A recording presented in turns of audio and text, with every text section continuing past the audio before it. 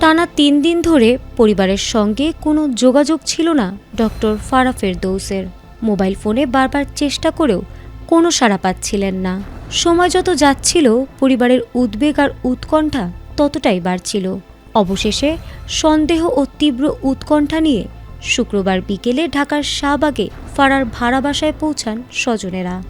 কিন্তু সেখানে গিয়ে তারা যে ভয়াবহ পরিস্থিতির মুখোমুখি হবেন তার জন্য হয়তো কেউই প্রস্তুত ছিলেন না। আজিজ সুপারমার্কেটের আবাসিক ব্লকের ১৪ তলার ওই ফ্ল্যাটের সামনে যেতেই স্বজনরা তীব্র দুর্গন্ধ পান। পরে প্রতিবেশীদের সহায়তায় খবর দেওয়া হয় শাহবাগ থানায়।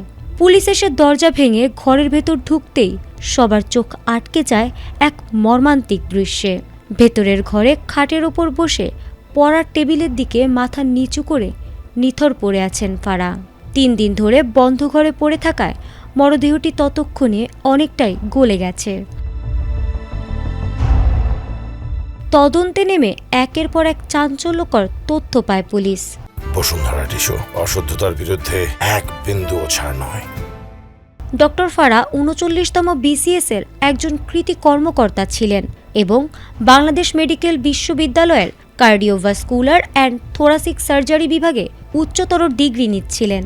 মেধাবী এই চিকিৎসকের আগে থেকে কোনো বড় ধরনের শারীরিক অসুস্থতা ছিল না। কোনো প্রকার ধস্তাধস্তি বা আঘাতের চিহ্ন না থাকায় এটি সাধারণ কোনো ঘটনা নাকি এর পেছনে অন্য কোনো রহস্য লুকিয়ে আছে তা নিয়ে ধোঁয়াশা তৈরি হয়েছে।